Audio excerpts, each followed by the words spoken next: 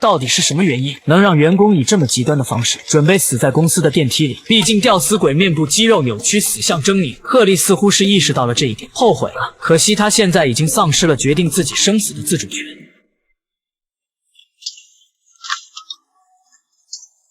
马克像往常一样下班，却被吓得蒙圈，急忙减轻对方的压力。此刻安保通过监控也发现了紧急情况，紧接着两人将赫利放了下来。马克担心同事的安危，而安保却在第一时间把现场恢复原样。在不知赫利是死是活的情况下，急切命令马克赶紧下班离开。就这样，马克带着愧疚的心情进入电梯，但随着电梯抵达1楼，马克的表情突然变得平静，仿佛之前的一切都没有发生过。因为卢蒙的员工拥有2套独立的记忆，工作人格体会不到休息的快乐，生活人格没有上班的苦恼。寻死的赫利就是想对抗失衡的设定，其实也不用这么麻烦，直接不下班吃住都在公司，外面生活人格不就相当于死了吗？虽然下班的马克不记得公司内的事，不过当晚他却失眠了，无意间看到有神秘人肆无忌惮地盯着他，看对方的眼神好像还认识他，紧接着神秘人又凭空消失。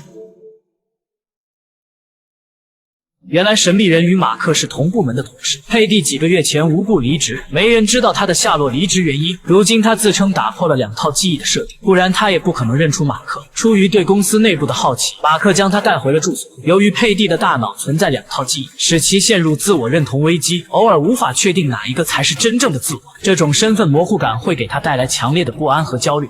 And what the fuck are you wearing?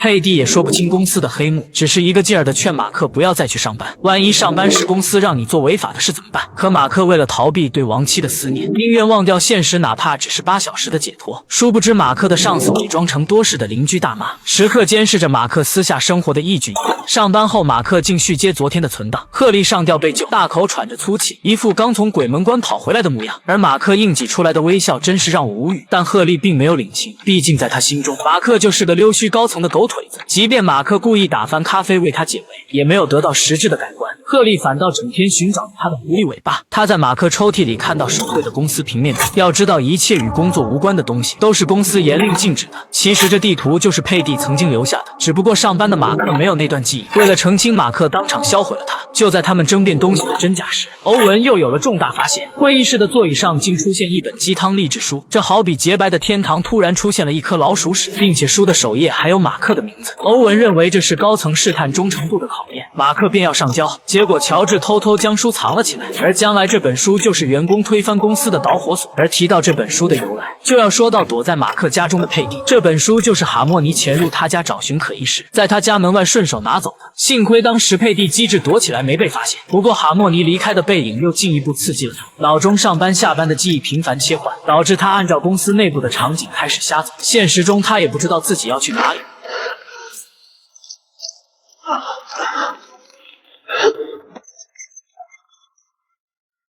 下班后，马克看到佩蒂被警察带走，对方神情恍惚，已是强弩之末。原来他体力耗尽，晕倒在了便利店。当对方发现马克，看向他带有期望祈求的眼神，真是令人触动。随后，佩蒂便失去了生命体征，而马克第一时间跑回家，清理掉有关佩蒂的一切物品。还没等他喘口气，佩蒂的手机竟有人来电。又会是谁会跟这样一个透明人联系呢？那只有在他的葬礼上寻求答案。